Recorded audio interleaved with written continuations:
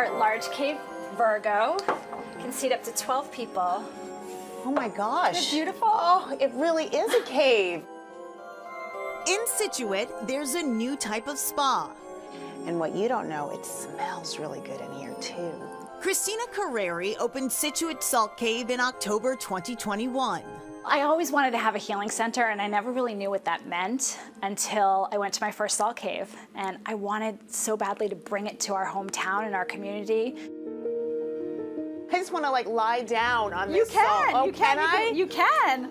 45 minutes in the salt cave is like spending an entire week at the beach. It's great to kind of get that feeling in the middle of the winter too. But what exactly is the purpose of a salt cave? Salt therapy is a healing modality that allows us to infuse medical grade salt into a space, a cave, and you just sit for 45 minutes, you rest, you relax, you inhale deeply. When you say, I'm going to a salt cave, no one really knows what they're going to see when we open those doors. I've had folks get really emotional because there's a lot of energy that comes with the salt that we have in the space, and they just feel relieved to be here. Curreri says salt caves are relatively new in the U.S., but they've been around for hundreds of years. Started in the mid-1800s with the salt miners in Poland in the Woliczka mines. They were studying how healthy they were. They were healthier than everybody else. They weren't succumbing to the plagues of the time. They were outliving their life expectancy. So the medical community caught on and thought, well, what if we treated ill people in the caves? And that's precisely what they did. They set up hospital beds in these caves and healed people. There is limited data on the medical benefits of salt therapy, or halotherapy as it's also known, but there are ongoing clinical trials studying the effects on patients with respiratory ailments, and advocates swear by the salt rooms, including celebrities Rob Gronkowski and Deborah Messing. It does amazing things for your respiratory system and for your skin. We're seeing people coming to visit us for a whole host of things. The two caves are made from 15 tons of imported Himalayan sea salt. Curreri says some people visit the caves once a month and others multiple times a week. One 45-minute session in the Scituate Salt Cave costs $45. We wanted to make it really affordable so that people could come back again and again and really just enjoy the space.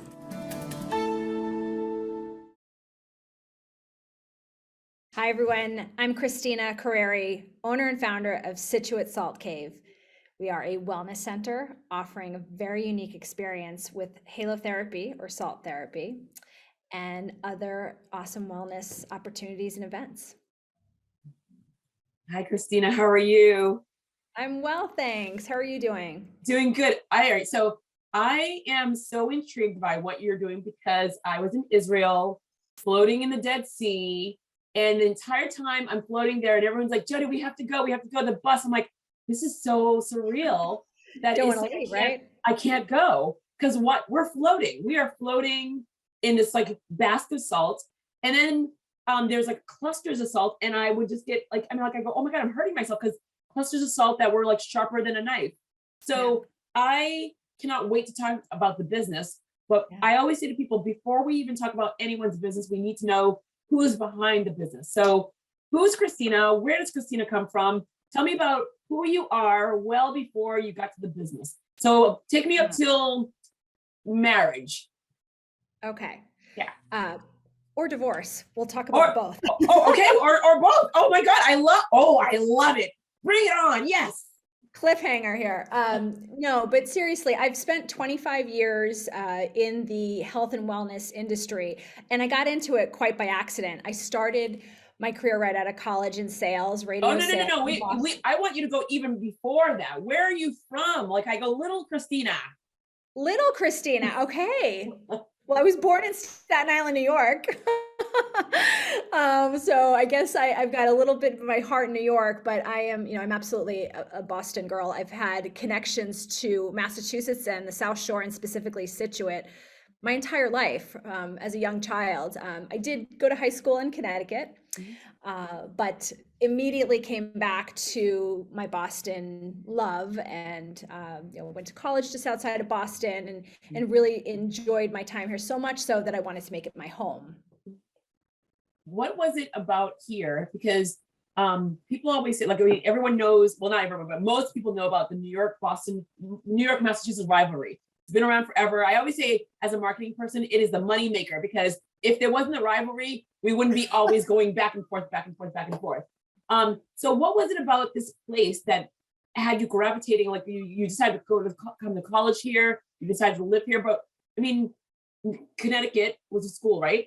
So you went to school? No, I went sorry.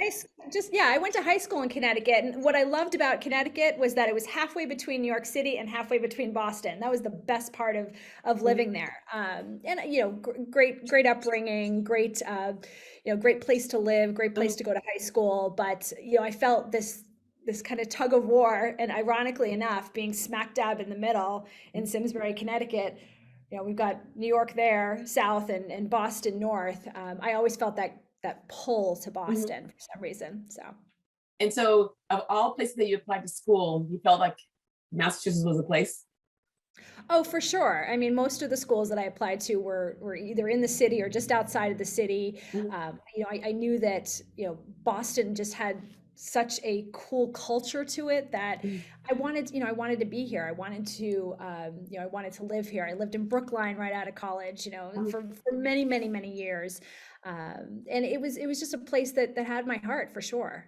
I love it. I love it. I always like tell people where you always what's the saying that I'm gonna say it wrong. You tend to have met the person you end up with, like married, like you encountered them some way, somehow. But I feel it's also that same feel of you tend to encounter or something about where you end up living forever. Something that you saw when you were younger. I mean, I've met so many people where they're like, I came here on a school trip and I just never and I was in elementary school and I knew I was going to come back. And it could be whether here, I interviewed a woman that was, she's in Malaysia, her and her boyfriend. And they were like, oh yeah, we're just gonna go to Malaysia just for the fun of it. They were there for 2 weeks and they were like, this is our home forever. And they've been there for 15 years. Yeah. 4 kids. And so it is like that feel of where that gravitational pull of wherever you end up going, you're like, I go, this is me. It speaks volumes to me. And you can't pin down what it is, but there's something about it that says like, it is. So siblings. I have one younger brother who is an entrepreneur as well. He actually has an extremely successful business in South Florida in the yachting industry.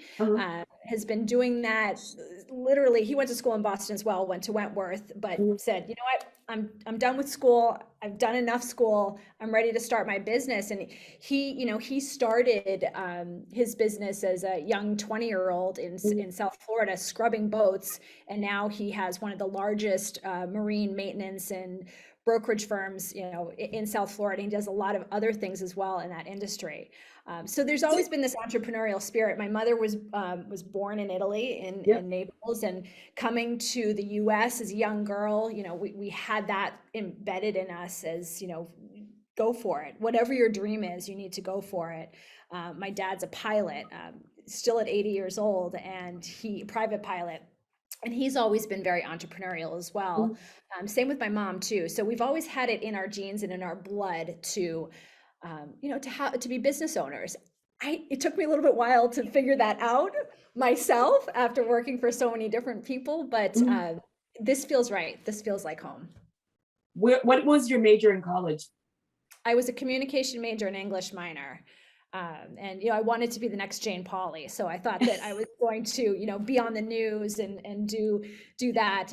It's funny, I didn't really focus on journalism per se, but I always felt like, okay, I'm gonna go for it and be in front of the camera, or I'm gonna write for a newspaper, something in that arena. It didn't quite land there though. Well, it's okay. It's because I didn't want to be Barbara Walters, but I wanted to be on Barbara Walters' team. So, because I'm like, I go the whole time, like whenever you're like, I go, Barbara Wawa has like, she can get the most poised person to like break down in tears. I'm like, what a talent. I go, I don't want to make someone cry, but I mean, she can just really get into their heart. I go, she's the person I want to work with. And then of course, if Oprah came, I'm like, I want to work for Oprah. And so I'm just like you, where like, I go, how do we get ourselves into that realm? And then, I did work in the media for 10 years. I go, but not in front of the camera, but totally get that. So, I did try to go for it. I moved to LA in my mid-20s and worked for a producer there, trying to just get my feet into the industry some way, shape or form. And I loved it. I actually loved it. And that was going to be my career. I was going to just work out in LA. I have family there, so it made it easy to be there and be away from my heart in Boston. But your parents were still on the East Coast. My parents were still on the East Coast. They were going back and forth between Boston and Fort Lauderdale, where my brother was, and still is to this day. He lives in Parkland. But yeah, it's it was just not meant to be. I came home to visit. You talk about strange things happening for strange reasons. I came home to visit a friend in Connecticut. Ran into my high school sweetheart, got married, had a couple kids, flash forward, got divorced, but it's all worked out. Everything has happened for a reason. I've got two amazing teenage girls that are just the loves of my life. And, I think that we take these journeys in life to lead us exactly where we're supposed to be. Isn't it? I think that's one of those weird moments where people, including myself, we don't see it at the time.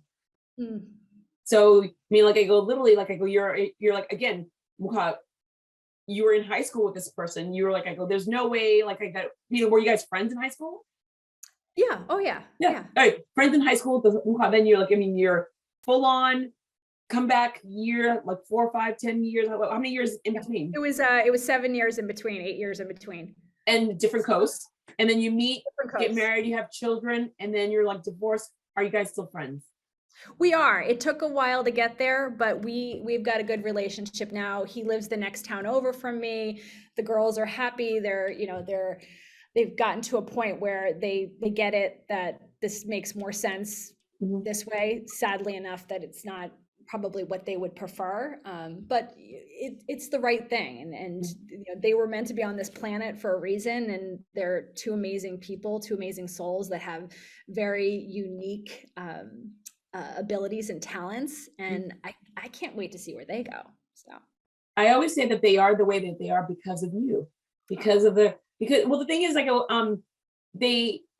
what you've implanted into them, and then the outside world happens, and they know their base, and so they are who they are because of you. So great job, Mom, great job. So now you have a family. You go through a divorce, and not to harp on this one. How many years between the divorce, getting to grow your family, and then now you have a business? How does that happen? Yeah. So, jumping back to just being in the wellness industry, the whole reason I ended up in the wellness industry is because I came back from California. Yep. Left that behind.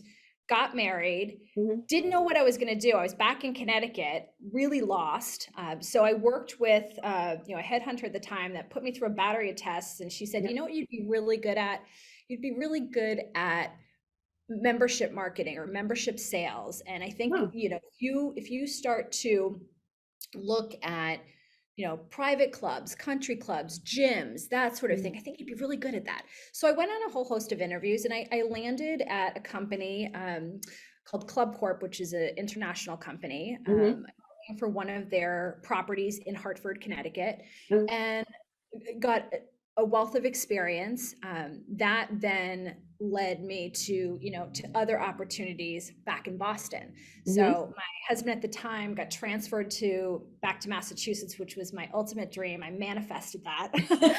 And we're gonna end up back in Massachusetts some way, shape, or form. But we did that, and I worked for a Ritz-Carlton property in Boston, the Sports Club LA, which has now been assumed by Equinox.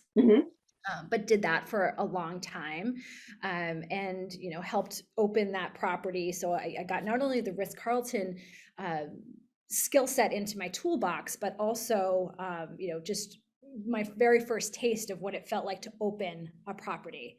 Okay. And taking it from brick and mortar, hard hat tours to to actual opening and serving customers and clients. So that's kind of how I ended up in the wellness industry. Yeah. And so how did you decide that okay, so I've worked with other people, but now it's my time. Yeah. It took me a while. I mean, I turned 50 last year, and the last thing that It's a wonderful club. I just want you to know that I'm older than you. It's a wonderful club. yes, I feel like I've finally come into my own at this age in this decade, and I can't wait to see what happens from this point on. But it definitely took me a while. I kept filling that toolbox. After Sports Club LA, I worked for a fitness franchise that did very well for almost 10 years, and I was one of the early employees with them, and they had me starting off at a very ground level and then working my way up to a director of franchise training and development and operations. So I was traveling around the country, and I was opening up these clubs everywhere, again, sort of like just almost feeding me that desire, like, oh, isn't this great? You're helping all these other people open their businesses and see how successful they are. And isn't that wonderful? And, it kind of ate at me in a very good way, So I did that, and then that company sadly is no longer, but I am so grateful for my time there, because it did two things. First of all, it helped me through my divorce, because they were great people, and it was a little bit of a distraction. But also, in addition to that, it kind of sealed the deal for me that I wanted to stay in this industry, wanted to stay in this world and try to figure it out. I did a very short stint with the YMCA, which also had tremendous meaning to me. It wasn't the position that I wanted, but it was absolutely the role that I needed for my kids. They were exposed to the wonderful world of musical theater through that, and that's how they found their love for that, and now are both studying it and want to go to school for it, and they're both extremely talented. I don't think they would have ever uncovered that talent had I not made that stop at the Y. And the Y is a great organization. I mean, come on, they're wonderful, right? They do so many wonderful things, but knew that wasn't entirely for me. It wasn't the right role for me. So left that, got a amazing job. Now here's where it comes full circle. I worked for a company called Yoga Works, which is out of LA. So I'm thinking, okay, I've got my LA ties in again. I've got this connection to Los Angeles, and maybe I can sort of get back out there and enjoy that space again, some way, shape, or form, and connect my desire to stay in the wellness industry, which is my wheelhouse now, but also kind of dabble in my previous dream and desire. So I started that job in December of 2019. So I think you could probably figure out what happened. Let's see, 2019, we're excited for a new decade. And yes, so they were amazing though to me though. They kept me on through October of 2020. So I was the district manager for all of the studios in Massachusetts, yoga studios. Yoga's always been a passion for mine. I took my first yoga class in college and really, really loved it. And I felt like I was at play every day, not at work, so it was really great. I got to go in and talk to the teachers and to the students, and got to be in the studios all the time in Boston, where it's such an exciting place to be. And I would take the train in from my South Shore residence. It was awesome for 4 months, 3 months even. And then it was just damage control. We were just trying to figure out how we were going to stay in business. The company did a wonderful job pivoting and doing what they needed to do to get to a place where they could serve the community digitally. We were one of the first on the platform. I think that it was March 19th that they had a full service yoga platform up online. So just a couple days. Amazing. Isn't that the amazing part where there are people that were adamant about, like, I will never, ever, ever do this. People will not come. I go, like, literally the naysayers, and how quickly some people were like, I go, whoop, don't have time. This is my livelihood. We're too small to fail. I go, we have a family to take care of, and boom, boom, boom, boom, boom. They did it.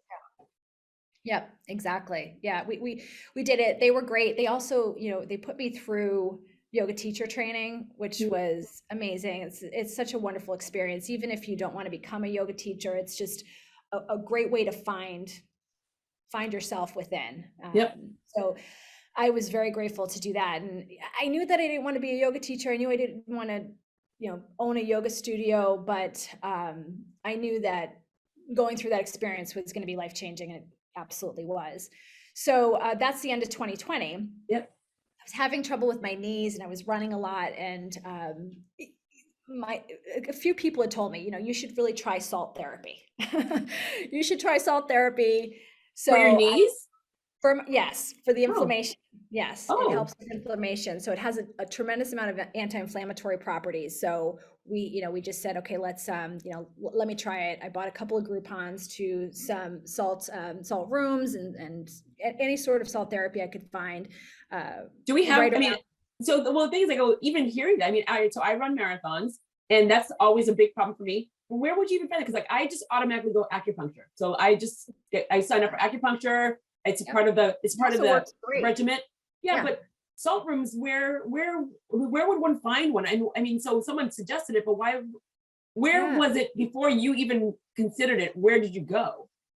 Not widely known in the US for sure. Okay. So there's my calculations might need to be adjusted here, but when we were starting, well, I was gonna say, you don't have to talk about competitors, but I just want to know, like, where does one find? No, but what I'm saying is that there are very few of them. We were told that there was about 600 of them around the country. I don't know if that number is totally accurate today. Okay. When we were starting the business, there was like about 600 of them around the country. Okay. They had only arrived in the US about 10 years ago. So we didn't know anything about it. I didn't know anything about it. So I was just seeking out, where do you find these salt caves? And there's different ways to get salt therapy. There's more clinical, more spa-like. But I had heard about this really cool experience where you could get salt therapy inside a salt cave. I was like, wow, that sounds awesome. Let's go check it out. So I dragged my fiance down to this location, this salt cave, and we both looked at each other inside the cave and said, we're opening this business. We want to do this every single day. There isn't one around us. No, but what was it that made it like that, where you guys looked at each other like, I go, this is it? Well, aside from the fact that you're surrounded by all the salt and there's a lot of energy going on, I can't explain it. You have to really experience it to understand how that feels. But we both felt like, first of all, I felt like I could take the deepest breath of my life. You mentioned you're a marathoner. I felt like I could run a marathon after this 145-minute session. It took a little bit, but a couple hours later, my knees had no pain whatsoever. Paul, my fiance and business partner, he slept amazing for several nights, which he doesn't do. So we knew, like, right away, this is something, and started figuring out how to get this business off the ground and bring it closer to home. Yeah. So now you have this experience. You're thinking about, okay, you still have a job at this point now, right? No, I had lost my job. Okay. So in October of 2020, I lost my job. I had been interviewing everywhere, just trying to figure out, okay, do I want to do this? Do I want to do that? I had some job offers, but it didn't feel right. We talked about me opening a studio. That didn't feel right either. And it wasn't until March 13th of just this year that we visited that cave. So it happened very quick. I love it. We figured out a way to make it a job. So, well, I love it because, like, people always assume when you're starting a business, it takes all this time. It's like, I go, I'll think about it. I'm thinking about it. And I go, in a year, in 2 years, in 3 years, right? But they don't realize, if you want it bad enough, there's ways to expedite that. Find those people that have already been there, done that, and help you get it to your end goal faster. Totally. So we came home from that visit, and the very next day had a business plan put together. I mean, we wrote the business plan. No way. Oh yeah, we wrote the business plan in probably 48 hours. Ran it by a couple of people that we trusted, including my brother, who said, this is interesting, very interesting. We started doing due diligence. We started talking to people all over the country and even internationally to see what their take was on the business, and then started traveling to, this was the hard part, traveling to all these salt caves, checking them out. I'm joking, obviously, but yeah, it was. I was gonna say, were they the salt caves in this country or outside of this country? In this country, yeah. That's on our bucket list, though, to to check out the original salt caves in Wieliczka in Poland. So one day we'll get there. Ooh, that sounds Yeah. awesome. Okay. Yes, And how absolutely. many did you, before you even opened your doors, how many did you visit before? So I always say, because like I always say, like I go, I'm anti-focus groups unless they're done well and right. Because if you're just like paying someone $100, a random person in the age zone, that's not a real focus group. Where when you are actually engaging with the people that actually are going to touch and feel and be part of or already own, that's a focus group. So how many of them did you go to, and did you fly or drive, or like how did you guys do this? We chose the ones that we could drive to, and we visited 3. Okay. But we in person, but we Yep. virtually visited probably 100. I mean, I love it. yeah. So we took in video. I was looking for things on YouTube. I spoke to owners all over, but the 3 that we visited sealed the deal for us. And we talked to not only the owners, who were so gracious with their time and their information, but we also talked to users too, guests of theirs that told us that this is the most amazing experience, that they've been, off their inhalers, they're, asthmatics, they've been off their inhalers. They feel like they feel tremendous respiratory relief. We talked to a lot of COVID long haulers that have been seeking out this therapy all over, and they were so grateful that they had one in their community. So, and then even that's just the internal benefits. Then we heard from people that had psoriasis and eczema that have been healed of that. So, it got us to go back and look at the history of it, and it's got a fascinating history starting in the mid 1800s in the Wieliczka mines that I mentioned in Poland, where they started to study the miners coming out of these salt mines healthier than everybody else, not succumbing to the plagues at the time. They were, outliving their life expectancy, and they looked amazing. They looked better than everybody else. So they had the internal and the external benefits. So doctors at the time started to treat people inside the caves. They set up hospital beds inside these caves and healed people. They were there for days and weeks and months, and decades later they figured out how to simulate the experience above ground. Also in World War II, they used the salt mines in Germany as bunkers, and they found the same thing was happening with the people that were taking refuge in those bunkers, that they were healthier than everybody else, outliving their life expectancy. So there's something to this salt mist for sure. These salt particles that these individuals, whether working in the mine or taking refuge, or now today having the luxury of being able to experience it above ground, there's definitely something to it. So. As I mentioned earlier, I was in Israel, and I was in at the Dead Sea, and it was amazing. It was absolutely amazing in every single way. It was the coolest thing. And people try to replicate the items that are in the Dead Sea, and they put it in a container, but they have to put preservatives in there as well. And so obviously it's cool because it says it, but it's not like when you're in it. Right. I'm from the island, so my family's from Haiti. And whenever there was a cut, a bump, or bruise, my mom's like, "There's the ocean. Go in the ocean." Sit in the ocean for a little bit, and don't you know it, like clockwork, within 24 hours, you weren't even thinking about that bump, because the ocean's salt water heals it. There are people that have high sodium, high blood pressure.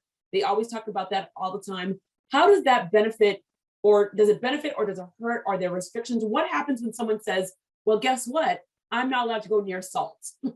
Right. I'm not allowed to ingest salt." So can you sit there and talk about that? Because I think that's one of the things that people are not understanding. And also, before you answer that question, what's the process? I come to you, what is the process of, how does this work? And then talk about the people that are like, "I can't go because the doctor says I can't." Yeah, exactly. So first of all, it's an all natural therapy. We use what's called, this is a little bit of information, behind the curtain, land of Oz stuff, but we have a medical device called a halo generator. We have 2 of them, one on each of our caves. And what we do is we have pharmaceutical grade salt that is placed into this halo generator, and it crushes it into microns and blows it into the cave. So not only are you surrounded by 30,000 pounds of Himalayan salt, which has the highest mineral level, of any other salts, and it's beautiful when it glows. You're surrounded by that, so it's bringing down your blood pressure, it's calming you, and you're not even realizing that you're getting this internal and external benefit from the halo generator, the salt mist that's coming into the caves. So you're inhaling deeply, you're listening to a guided meditation as well, so also very relaxing, lowering your blood pressure, keeping you calm. You're listening to a full body scan meditation that's telling you to deep breathe. You're breathing in the salt air. You're listening to bilateral sounds that are helping to calm your brain waves also. Throughout the entire experience. It's a 45-minute experience that is the equivalent to spending an entire week at the beach. So if you had that cut, you went into the ocean, in the middle of the winter, that's tough to do. I mean, there are some of those polar plunge folks that are, that do that. I kind of want to do that every year. I see it and I'm like, I kind of want to do it. And then every year I'm like, not this year. Cold, really cold. But this is the equivalent to that. So people come for, a whole host of reasons. Those individuals that are told to stay away from salt, first and foremost, we always say, check with your doctor. Check with your doctor, make sure it's okay, have them look into halotherapy. But this is very different from ingesting and having it in your bloodstream as opposed to inhaling it.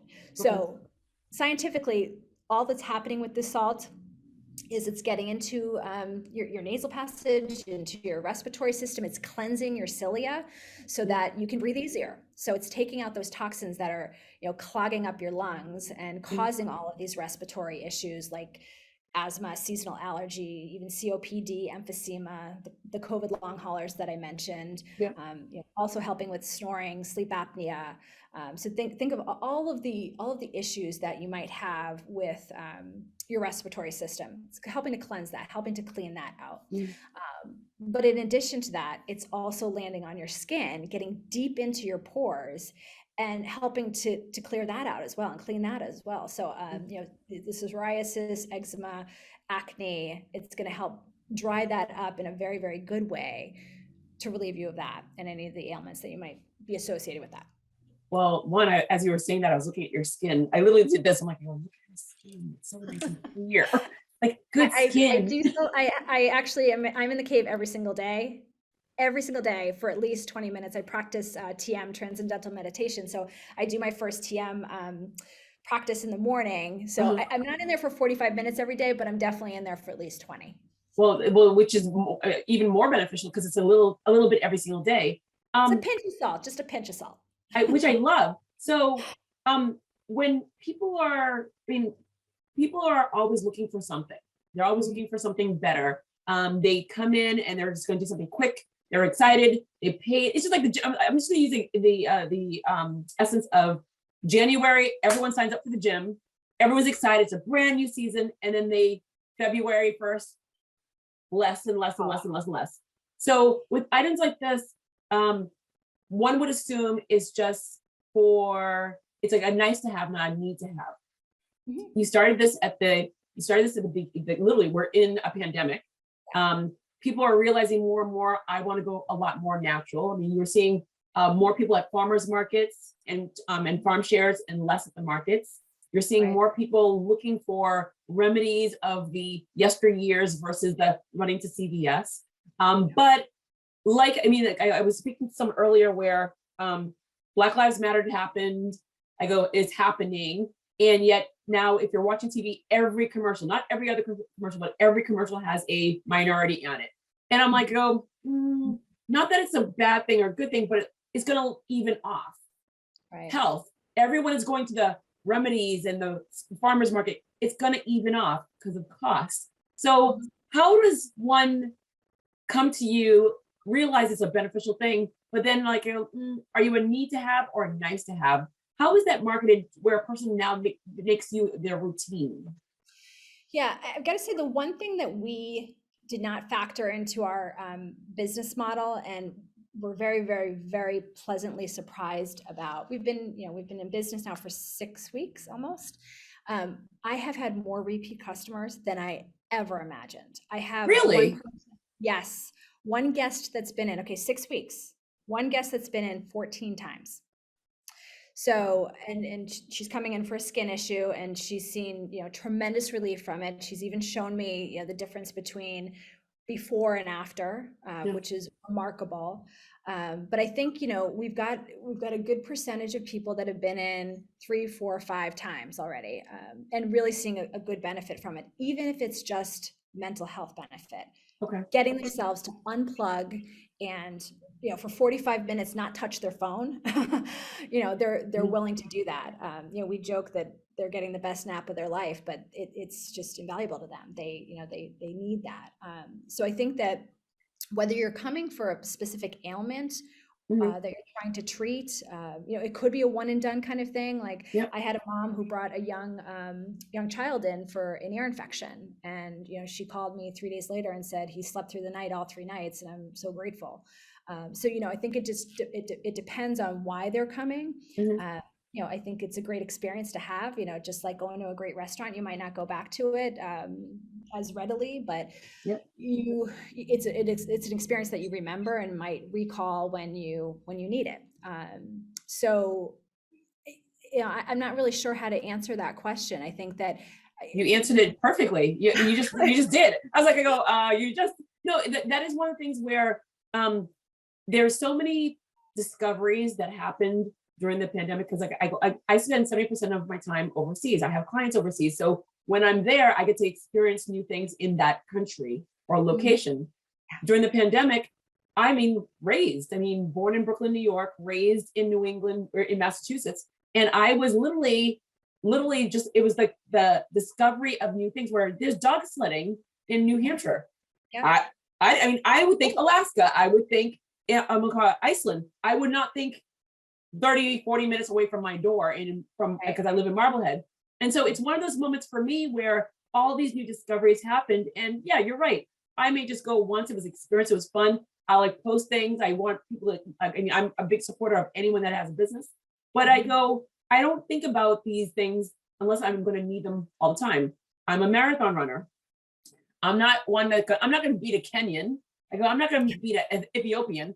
But I get out there and I finish every single time, and I'm only doing the elite races. But the second I train, I start to inflame. I'm like literally a walking inflame bubble. You would think that I was carb loading all the time, but I just become this tightness of because I was a sprinter that turned into a long distance runner. So acupuncture is my go-to, or scraping, which is it's so cruel. Scraping is mean.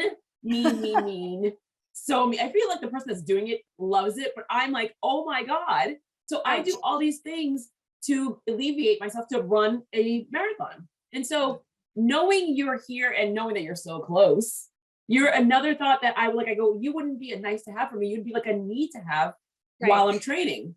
And so it's just understanding how you exist and how you are bringing benefits to a whole group of people, because obviously, we're a running community.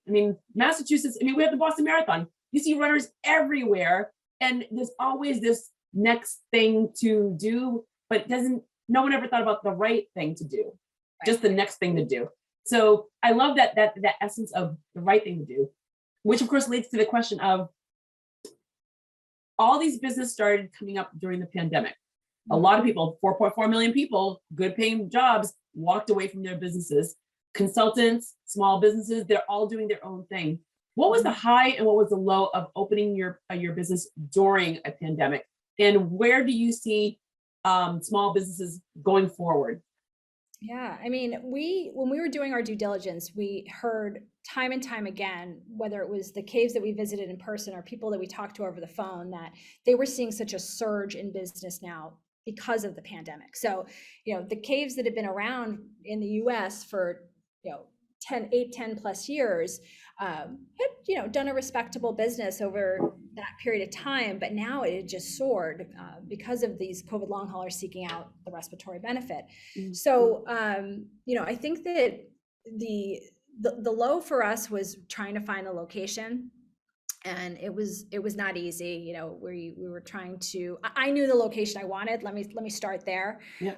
I felt like this had to be our building. It was it was designed perfectly for it. It needs to, the building needs to be on a first floor. It needs the business needs to be on a first floor, I should say. No basement. It has to be in a location that people can easily get to. Yep.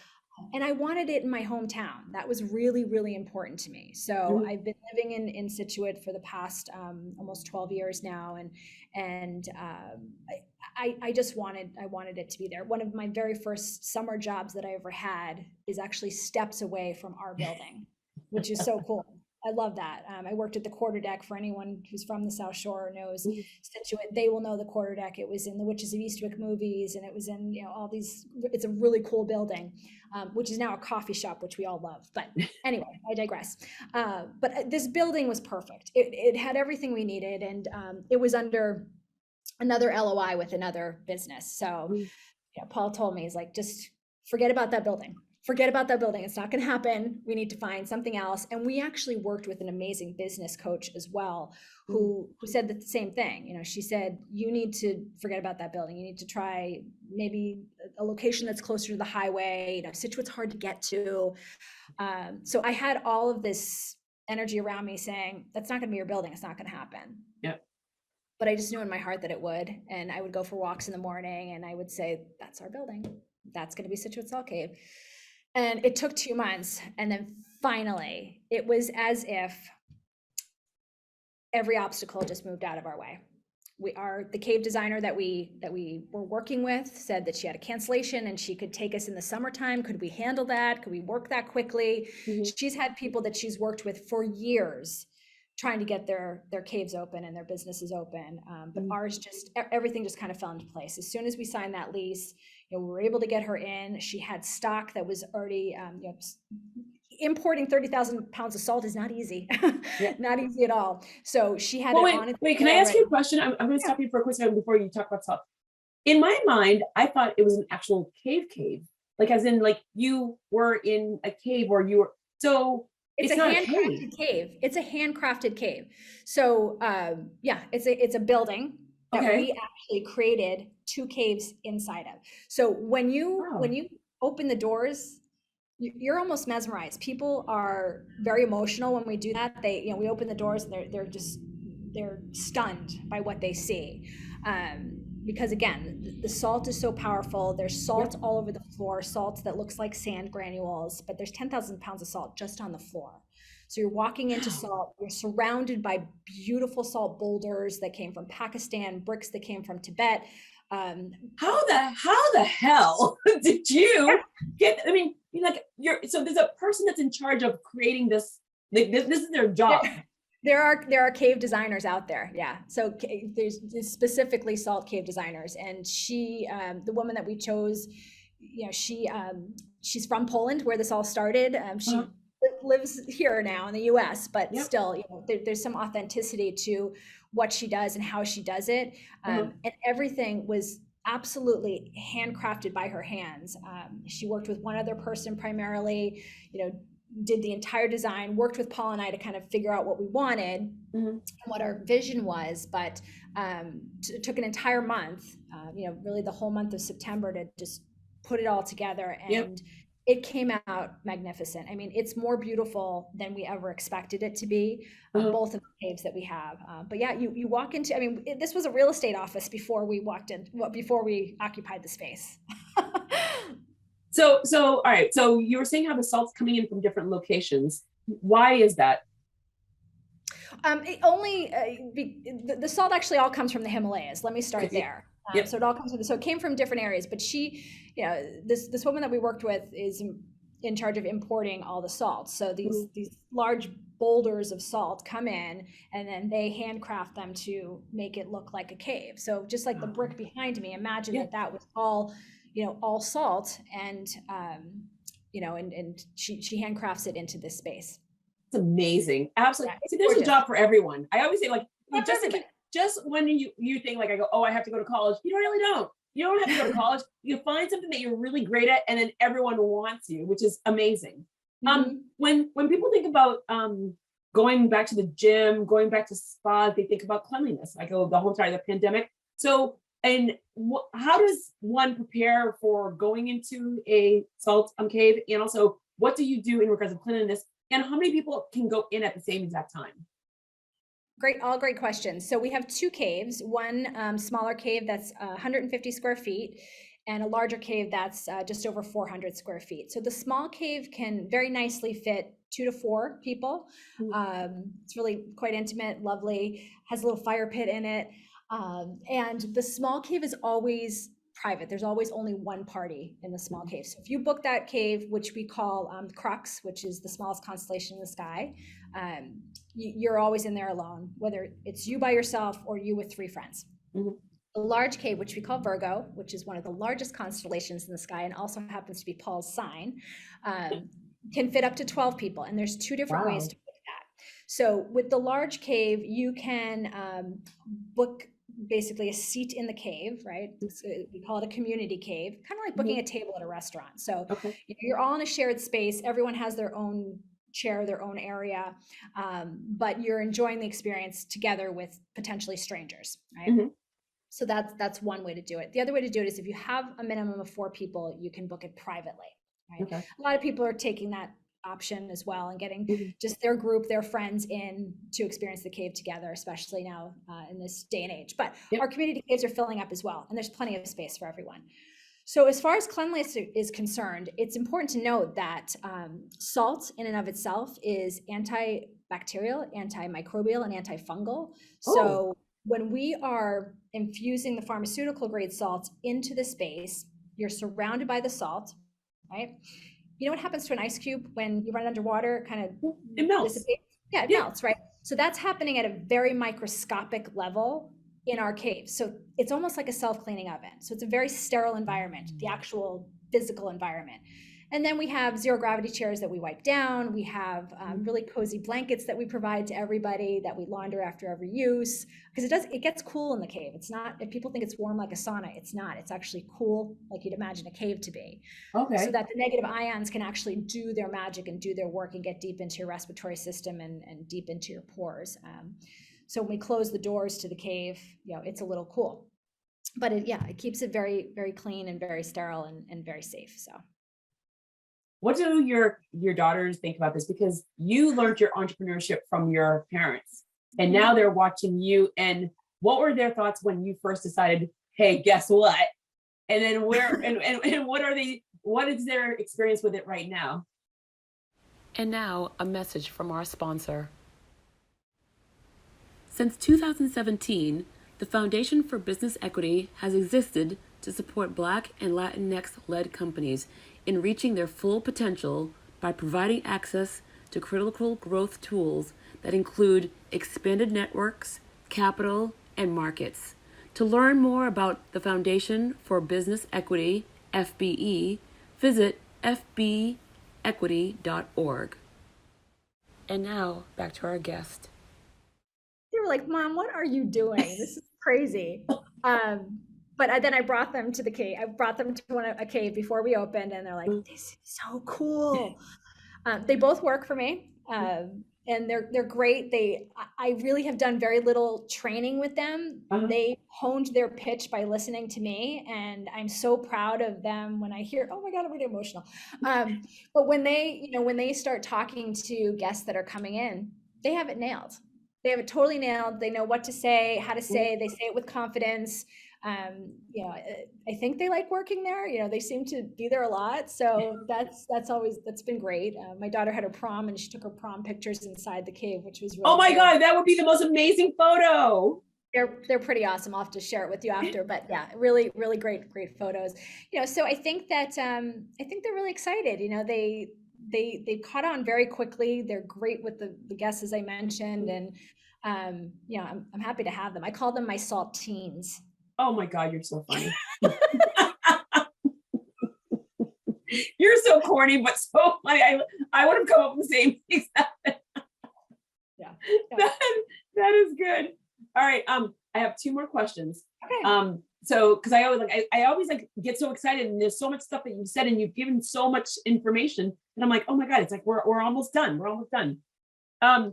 We are living in a world where, and I mentioned this before, where a lot of people have decided to leave their jobs and to start a business.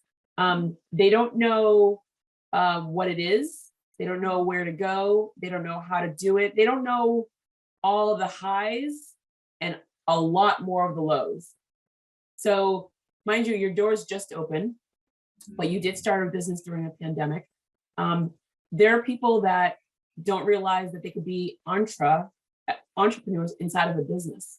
So being a person that worked in corporate worlds, as well as now you own your own business, what advice would you give to that individual that they're like, I know I can lead. I know that there's a way that I can actually get out there and lead, and I can create something that is so dramatically different than what everyone has ever seen.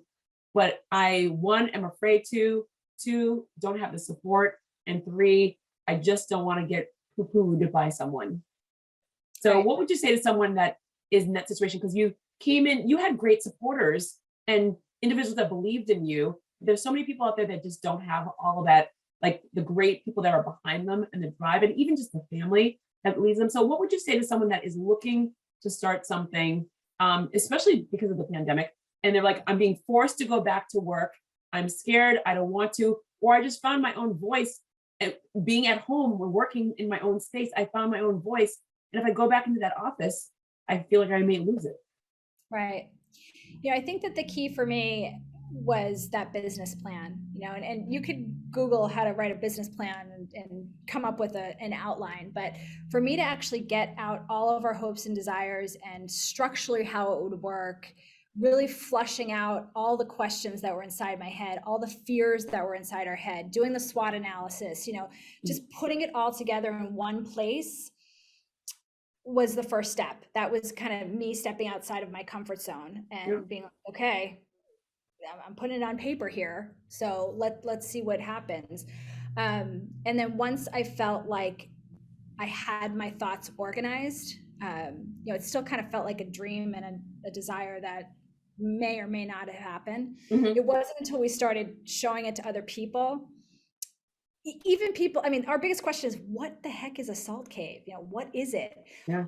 But once you explain it and they see the benefit that so many people can get from it, aside from it just being a really fun and cool business, it made it a little bit easier. But I think that the best advice that I would have is put together a business plan. And even if you put together the business plan, you tuck it away for a couple months or even a couple years, dust it off again, look at it again, and figure out a way to make it happen. If you don't have the support right now, maybe in months or next year you'll be able to find the way to support the business. We were fortunate to make it happen, again, a little bit quicker than most, but it was a lot of work. It was a lot of work in a very condensed period of time. You mentioned you're a sprinter. We were sprinting from day one. Yeah. And we're still sprinting. which is definitely not a bad thing. Because I feel like I go, when you put urgency on something, things manifest much faster. Because I always tell a lot of my clients, Jodi, I want to do this. I go, what's the date? And they're like, what? I go, what's the date? Because when you know there's a date, you won't sit there and fail yourself. So I know if I'm training for a marathon, I know the date. So I know every single thing that I have to do, because the date's going to come by really, really fast. And so that whole entire concept of that hemming, hawing, do I do it, do I not, doesn't happen when you have a date. Right. Very true. Oh, I love it. Oh my God. So I'm already going to tell you, once we say, we're going to say our official goodbye, but don't hang up when I turn off this is a Christmas present. I'm excited right now. Full on Christmas present. But we are going to end this conversation.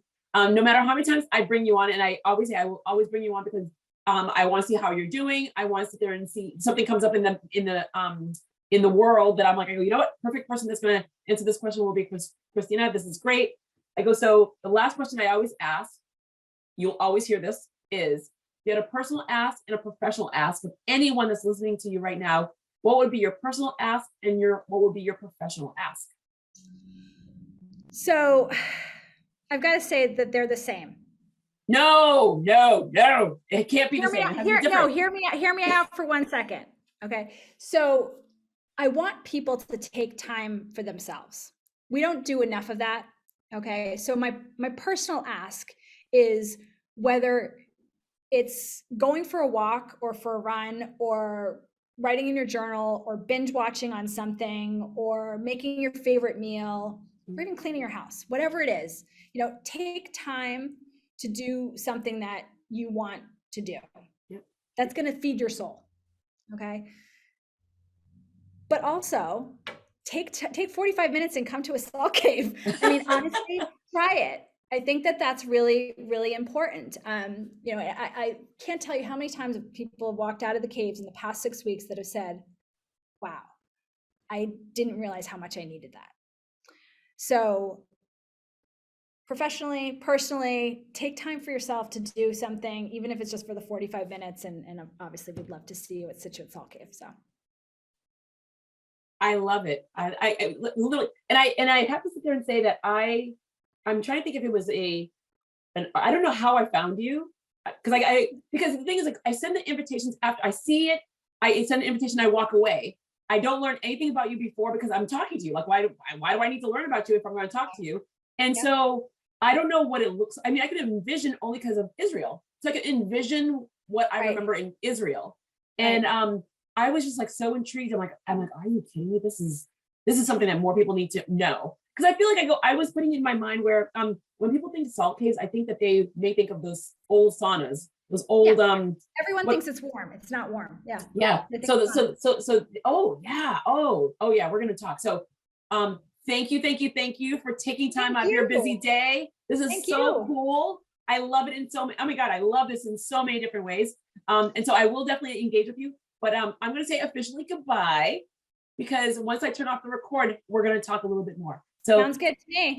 Officially, thank you very much, Cristina, for being on this program. I really, really, really appreciate it. And I really want more people to understand what you do, how you do it, why you do it, and why small businesses are important. So thank you. Thank you, Jodi. Appreciate it. All right, bye-bye.